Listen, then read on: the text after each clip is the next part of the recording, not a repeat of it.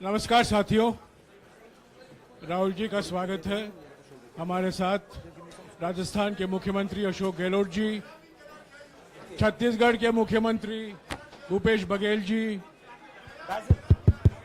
Hello,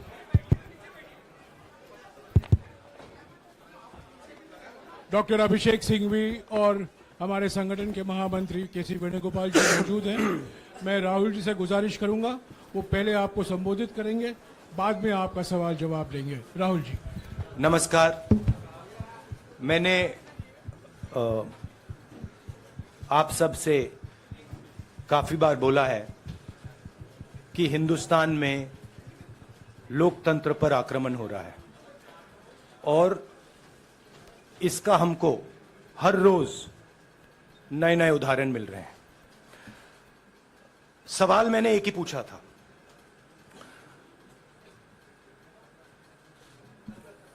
foundation पे जाता हूं, अदानी जी की शेल कंपनीज हैं, अदानी जी की शेल कंपनीज हैं, उसमें 20,000 करोड़ रुपया किसी ने इन्वेस्ट किया।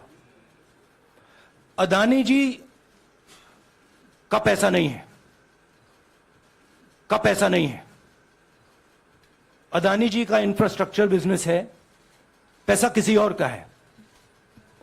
सवाल यह है, ये जो 20,000 करोड़ रुपए हैं, ये किसके हैं? यह सवाल मैंने पूछा। मैंने पार्लियामेंट हाउस में प्रूफ देके, जो मीडिया रिपोर्ट से मैंने निकाला, अदानी जी और नरेंद्र मोदी जी के रिश्ते के बारे में डिटेल में बोला। रिश्ता नया नहीं है, रिश्ता पुराना है। जब नरेंद्र मोदी जी गुजरात के सीएम बने थे, तब से रिश्ता है और उसके बहुत सारे पब्लिक प्रूफ्स हैं। हवाई जहाज में मैंने फोटो दिखाई, नरेंद्र मोदी जी बड़े कंफर्ट में बैठे हुए थे अपने दोस्त, अपने मित्र के साथ। पार्लियामेंट में मैंने दिखाई। यह सवाल मैंने पूछा। फिर मेरी स्पीच को एक्सपंज किया गया। मैंने स्पीकर को डिटेल चिट्ठी लिखी, पॉइंट बाय पॉइंट, कि मैंने कहा कि एयरपोर्ट्स अदानी जी को रूल बदल के दिए गए हैं। ये लीजिए रूल की कॉपी, उसको बदला गया है। चिट्ठी लिखी, कोई फर्क नहीं पड़ा। फिर मेरे बारे में मंत्रियों ने पार्लियामेंट में झूठ बोला,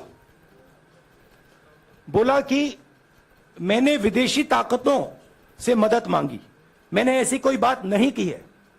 मैंने कहा स्पीकर से, मैंने जाके कहा, स्पीकर सर, पार्लियामेंट का नियम है कि अगर किसी मेंबर पर कोई एक्यूजेशन लगाता है तो उस मेंबर को जवाब देने का हक होता है। मैंने एक चिट्ठी लिखी, उस चिट्ठी का जवाब नहीं आया। दूसरी चिट्ठी लिखी, उस चिट्ठी का जवाब नहीं आया। फिर मैं स्पीकर के चेंबर में गया। मैंने स्पीकर सर से कहा, स्पीकर सर, यह कानून है, यह रूल है, इन्होंने झूठा आरोप लगाया है, मुझे आप बोलने क्यों नहीं दे रहे हैं? स्पीकर सर मुस्कुराते हैं, कहते मैं नहीं कर सकता। और फिर उसके बाद आपने सबने देखा क्या हुआ। सवाल पूछना मैं बंद नहीं करूंगा। नरेंद्र मोदी जी का अदानी के साथ क्या रिश्ता है और 20,000 करोड़ रुपए किसके हैं, मैं पूछता जाऊंगा। मुझे कोई डर नहीं लगता इन लोगों से। और अगर ये सोचें कि मुझे डिस्क्वालीफाई करके, धमका के, जेल में डाल के मुझे बंद कर सकते, नहीं, मेरी वो हिस्ट्री नहीं है। मैं हिंदुस्तान के लोकतंत्र के लिए लड़ रहा हूं और मैं हिंदुस्तान के लोकतंत्र के लिए लड़ता रहूंगा। किसी चीज से नहीं डरता हूं, यह सच्चाई है। अब आप सवाल पूछिए। एक एक करके प्लीज. हाँ मोहित. I'll say it in English also. Sorry. I'll say it in English also. The question begins. A few weeks back in Parliament, where I asked the Prime Minister a very specific set of questions. Question number one, 20,000 crore rupees or $3 billion are in shell companies owned by Mr. Adani. Mr. Adani could not have generated this money. He's an infrastructure business. Where did this money come from? Whose money is it?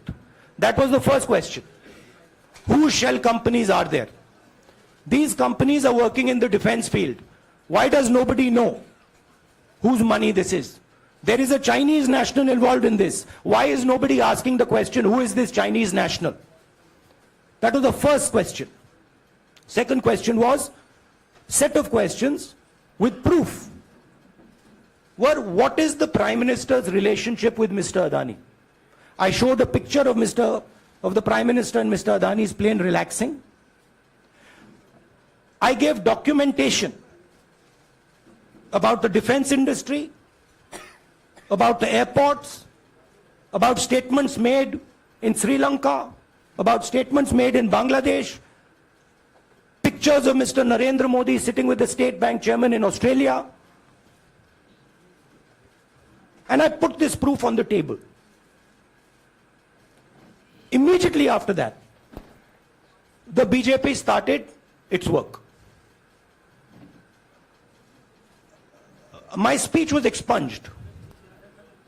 I wrote a letter to the Speaker with a detailed explanation on the defense industry, on the airports, with press clippings, supporting documents, legal documents, and said, this is the supporting foundation of my speech. I have not made this speech, I have not invented this. This is detailed research, here it is. Nothing happened. Nothing was revoked. My speech today is not part of the record of Parliament. The same, by the way, was done with Mr. Kharge. After that, BJP ministers lied about me in Parliament. They made the statement to distract from the Adani issue. The whole game, disqualification, and all these statements are to distract from the central question, whose money is it? 20,000 crores, whose is it? Kiska hai ye? That's the main question. The whole thing is to distract. So, they said that I've asked foreign forces to help India. Most ridiculous statement. I have never made such a statement. You can look at all the conversations I had in the United Kingdom. Not one such statement was made. In fact, I said this is India's problem. India has to resolve this problem, right?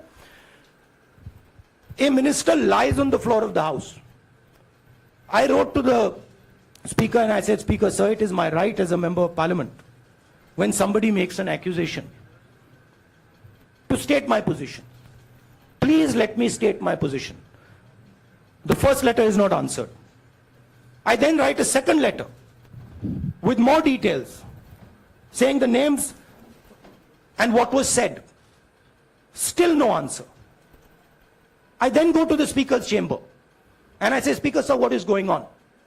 We live in a democracy. You are the defender of that democracy. Why are you not letting me make my statement? The Speaker smiles and says, I cannot do that. Come and have a cup of tea with me. Right?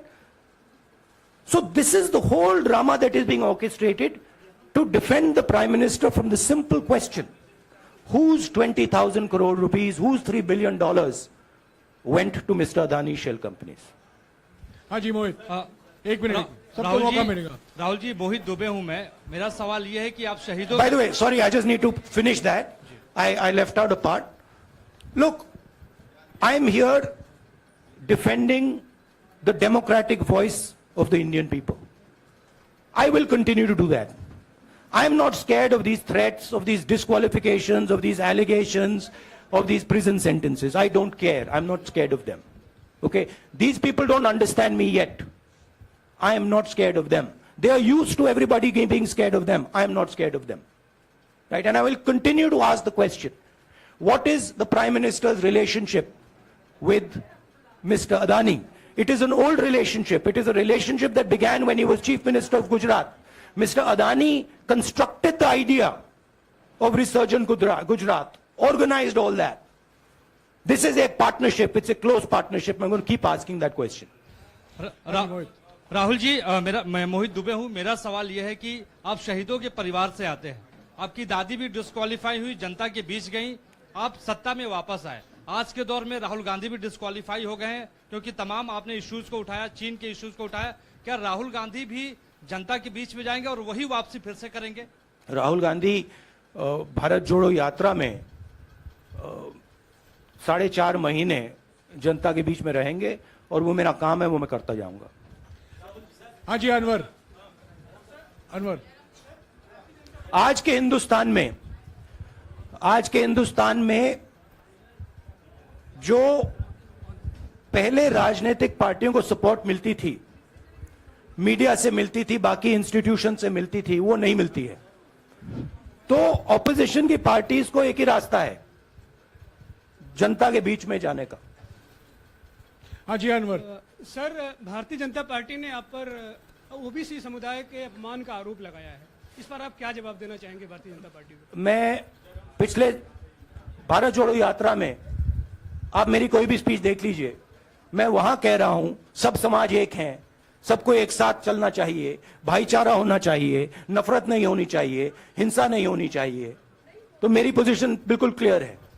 ये OBC का मामला नहीं है, ये नरेंद्र मोदी जी और अदानी जी के रिश्ते का मामला है। 20,000 करोड़ रुपए जो अदानी जी को पता नहीं कहां से मिले, उसके बारे में मैं सवाल पूछ रहा हूं और उसका जवाब चाहिए। बीजेपी ध्यान को भड़काने की कोशिश करती है, कभी ओबीसी की बात करेगी, कभी विदेश की बात करेगी, कभी कुछ और बात करेगी, कभी डिस्क्वालिफिकेशन की बात करेगी, मगर सवाल यही है 20,000 करोड़ रुपए, $3 बिलियन किसका था? संजय मिश्रा। और वो अदानी का पैसा नहीं हो सकता। संजय मिश्रा।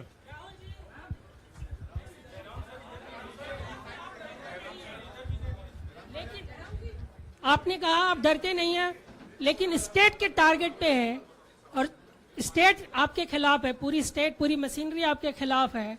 ऐसे में आपके सामने चैलेंजेस बहुत बड़ा है, तो रास्ता क्या है, रणनीति क्या है? देखिए भैया, चाहे स्टेट हो, चाहे कुछ भी हो, मैं सच्चाई को देखता हूं। मुझे और किसी चीज में इंटरेस्ट नहीं है, मैं सच्चाई बोलता हूं। राजनीति में यह फैशनेबल बात नहीं है, मगर यह बात मेरे खून में है। मैं और कोई रास्ता निकाल ही नहीं सकता हूं।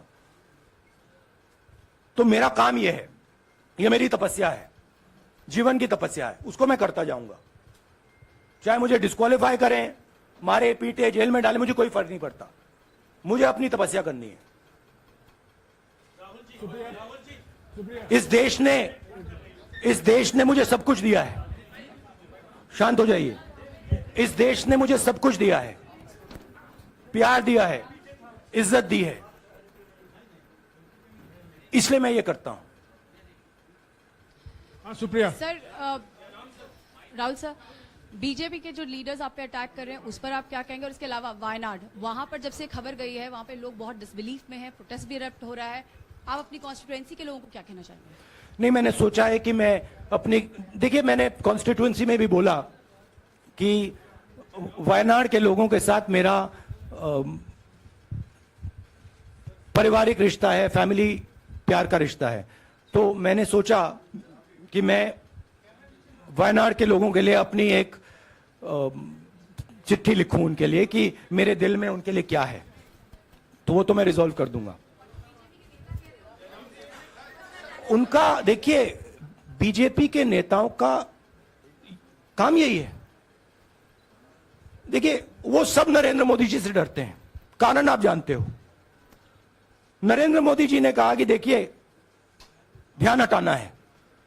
वो सब जानते हैं अदानी जी और नरेंद्र मोदी जी का रिश्ता, सारे के सारे जानते हैं क्या रिश्ता है, सब जानते हैं, मगर डरते हैं तो अगर नरेंद्र मोदी जी ने उनसे कहा कि भैया ध्यान उधर करो, ध्यान उधर करेंगे। मगर सवाल यही है 20,000 करोड़ रुपए किसका है? हाँ जैनेंद्र राहुल जी पूरी कांग्रेस पार्टी, सर पूरी कांग्रेस पार्टी ये कह रही है कि आप चाहे वो गुजरात की कोर्ट ने आपको सजा सुनाई या आपका निलंबन हुआ, ये सब कुछ केंद्र सरकार प्रधानमंत्री के इशारे पर हो रहा है। लेकिन बीजेपी कह रही है कि कानून ने अपना काम किया है। तो जो ये दलील है कि कानून ने आपको सजा दी है और उसी की वजह से आपका निलंबन भी हुआ है, इस पर आप क्या देखिए, कहेंगे? कि आपको लगता है कि लीगल PM के मैटर इशारे है, पर ये हुआ है। लीगल मैटर है। मैं हिंदुस्तान के लीगल सिस्टम को रिस्पेक्ट करता हूं। मैं लीगल मैटर पे इस प्रेस कॉन्फ्रेंस में बात नहीं करना चाहता हूं। हाँ संजीव, अगर आपके लीगल सवाल होंगे तो आप हमारी लीगल टीम से पूछ लीजिए। Sanjeev 1 minute Sanjeev.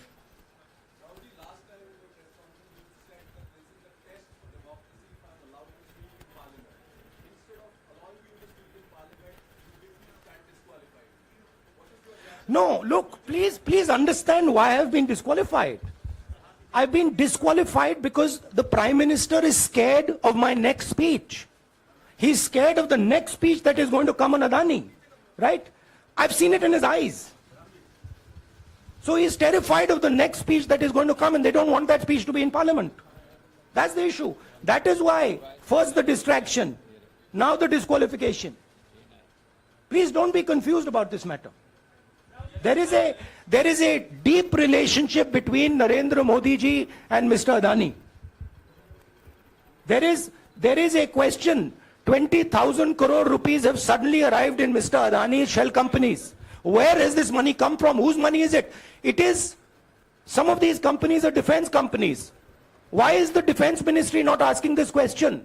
Why is the defense ministry not asking the question? But please explain to us, whose money is this that is being spent on our drone development, that is being spent on our missile development, that is being spent on our ordnance production? Why is the defense ministry not asking this question? हाँ मंजरी please, एक minute मंजरी। सदस्यता की रद्द हुई तो उसके बाद बहुत सारे ऐसे विपक्षी दल जो अभी तक कांग्रेस से दूरी बना के चलते थे वो भी आपके समर्थन में आए। तो आपको क्या लगता है अब वो समय आ गया है जब सारे विपक्ष को एकजुट हो जाना चाहिए? मैं उन सब विपक्षी दलों का धन्यवाद करता हूं कि उन्होंने इस बात में हमारी सपोर्ट की और हम सब मिलके काम करेंगे। रंजीता जिस बयान को लेकर आपको ये सजा सुनाई गई है, क्या आपको लगता है, आपको अफसोस है उस बयान को लेकर? क्या कहेंगे उस बयान पर? अब देखिए, अब ये लीगल डिस्कशन है, उस पे मैं टिप्पणी नहीं करना चाहता हूं क्योंकि ये कोर्ट में मामला है। मगर मैं जो भी सवाल उठाता हूं वो सोच समझ के उठाता हूं। हाँ जी नीरज। राहुल जी अभी कुछ ही दिन पहले लक्षद्वीप के सांसद मोहम्मद फैजल की सदस्यता गई थी और बाद में हाईकोर्ट ने स्टे कर दिया था। अभी उनकी मेंबरशिप रीइंस्टेट नहीं हुई है। देखिए, सुन लीजिए। हाँ। राहुल जी सुन लीजिए, अभी उनकी सदस्यता रीइंस्टेट नहीं है, लेकिन चुनाव आयोग ने चुनाव की घोषणा करने के बाद उसे रोक दिया था। अगर ऊपरी अदालत से आपको स्टे मिलता है तो आपको उम्मीद है कि लोकसभा स्पीकर भी आपकी सदस्यता को बहाल कर देंगे? मुझे उम्मीद में कोई इंटरेस्ट ही नहीं है। चाहे मुझे सदस्यता मिले ना मिले, मैं अपना काम करूंगा। अगर ये मुझे परमानेंटली डिस्क्वालीफाई कर दें तो भी मैं अपना काम करूंगा। अगर मुझे रीइंस्टेट कर दें तो भी मैं अपना काम करूंगा। मुझे कोई फर्क नहीं पड़ता मैं पार्लियामेंट के अंदर हूं या बाहर हूं, कहां हूं। मैंने आपसे कहा मुझे अपनी तपस्या करनी है, मैं उसको करके दिखाऊंगा। आपके लिए नहीं, अपने लिए। रवि एक मिनट रमन, हाँ। एक मिनट रमन।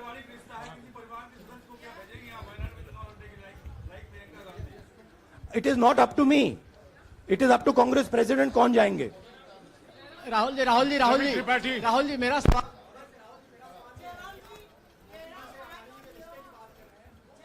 आपके यहाँ बैठे हैं। हाँ। दोनों मुख्यमंत्रियों का भी अडानी जी से रिश्ता है, उनके साथ लेन देन का मामला, उसका कहा धंधे का मामला है।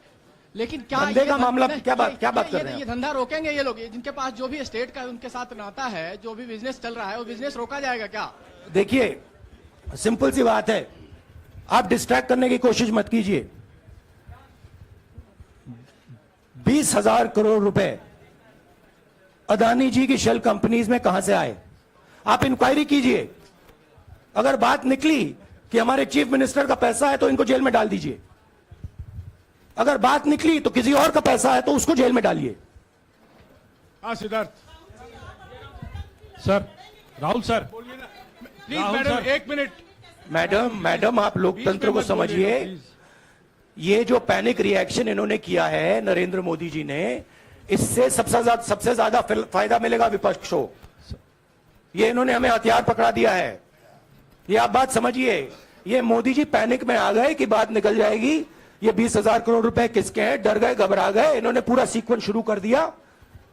ये विपक्ष को सबसे बड़ा इन्होंने हथियार दिया है। राहुल जी, क्योंकि सिद्धार्थ, जनता के माइंड में अब एक सवाल आ गया है कि जनता जानती है कि अदानी जी भ्रष्ट व्यक्ति है। अब जनता के माइंड में यह सवाल उठा है कि इस भ्रष्ट व्यक्ति को हिंदुस्तान का प्रधानमंत्री क्यों बचा रहा है। यह मतलब अब सब कुछ बीजेपी के लोग, नरेंद्र मोदी जी सब कुछ इस व्यक्ति को बचाने के लिए क्यों कर रहे हैं। दूसरा सवाल, बीजेपी के लोगों ने कहा कि अदानी पर आक्रमण देश पर आक्रमण है। मतलब इनके माइंड में देश अदानी है और अदानी देश है। बात समझिए। राहुल जी, हाँ, सिद्धार्थ। राहुल जी, मेरा सवाल आपसे ये सिद्धार्थ। है कि जब आप ये फैसला सामने आया, आपको मैक्सिमम पनिशमेंट जो है इसमें जो हो सकती है वो आपके लिए मुकर्रर की गई। इस बीच कई लोगों ने यह भी कहा, आपके पार्टी के भी एक सांसद ने कहा कि कम से कम जज को यह देखना चाहिए था कि सामने जो शख्स है वो एक गांधी परिवार से आता है। इस पर आप क्या कहेंगे? और आपको लगता है मैक्सिमम पनिशमेंट जो है आपके केस में, मैक्सिमम पनिशमेंट आपके लिए मुकर्रर की गई, क्या आपको इसके पीछे क्या कहना है आपका? वही मैंने कहा, अगर डिस्ट्रैक्शन करना है, मैक्सिमम पनिशमेंट की तो जरूरत है। मिनिमम पनिशमेंट से बात थोड़ी बनेगी। मैं तो सोच रहा था भैया 5 साल होते, 7 साल होते, 10 साल होते, वो भी मिल जाता। मुझे क्या फर्क पड़ रहा है यार Rajdeep,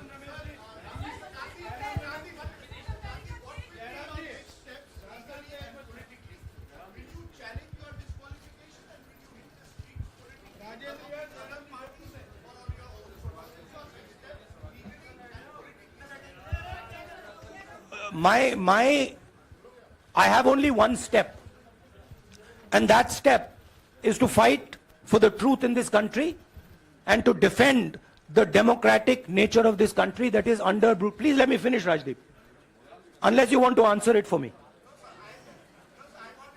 You do that also sometimes. Yeah. So my job, as I see it, is to defend the democratic nature of this country. And I will do whatever I have to do to defend the democratic nature of this country. What does that mean? That means defending the institutions of this country. That means defending the voice of the poor people of this country. That means telling the people of this country the truth about people like Mr. Adani, who are basically exploiting the relationship they have with the Prime Minister. Yeah, Pallavi, please 1 second. Let's go. Look, see, these are legal matters. It makes me no difference. I told them, it makes me no difference if I'm disqualified, not qualified, whatever. It makes me no difference. Disqualify me for life. Put me inside jail. I will keep going. I will not stop. Mr. Gandhi, Yeah, Mr. Pallavi. Gandhi, two things here. One, are you worried or apprehensive about the political relevance of, say, the opposition and the Congress Do I look party worried to post? you? One.